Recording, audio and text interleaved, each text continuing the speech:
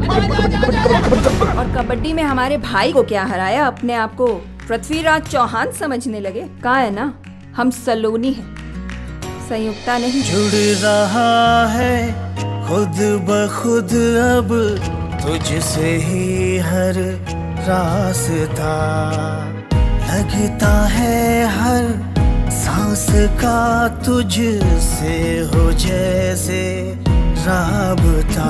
सुनो, सब बेवजह आखिर क्यों पीछा कर रहे हो? और इतनी मार खाने के बाद भी अक्कल नहीं आई। तुम एक नंबर की घमंडी और बदतमीज लड़की हो। भलाई इसी में है कि हमारा पीछा करना छोड़ दो। तुम्हारे घमंड की तरह इसका हाथ भी तोड़ सकते थे, पर अब इसकी जरूरत नहीं है। तुझसे मिली तो हुई जैसे पूरी, तेरे बिना थी मैं कितनी अधूरी।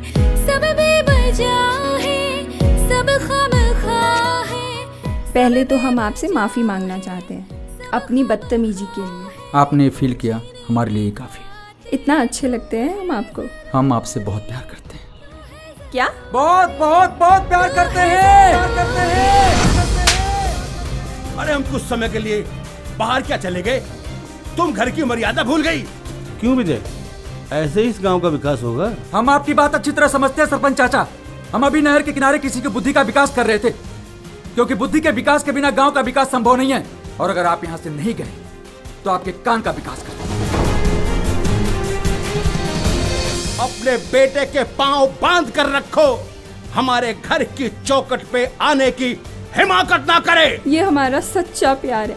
सिर्फ प्यार से जिंदगी नहीं कटती बेटा। अब हम सलोनी को आपके पास तभी मांगने आएंगे जब हम में सलोनी को खुश रखने की काबिलियत हो जाए।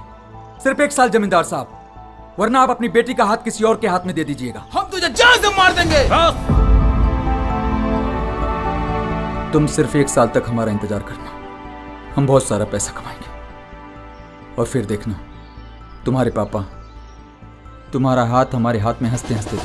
वो 1 साल में तो क्या, अगले 7 जन्मों तक ये शर्त पूरी नहीं कर पाएगा। क्या हुआ विजय भैया, आप पेपर देखने के बाद इतना उदास क्यों हो गए? ये कोरोना।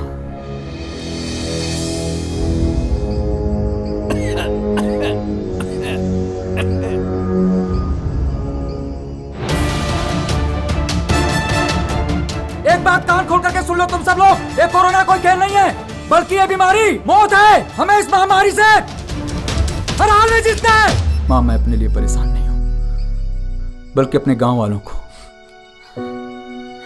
इस कोरोना के कहर से बचा पाता तो इस गांव के हालात ठीक हो जाते।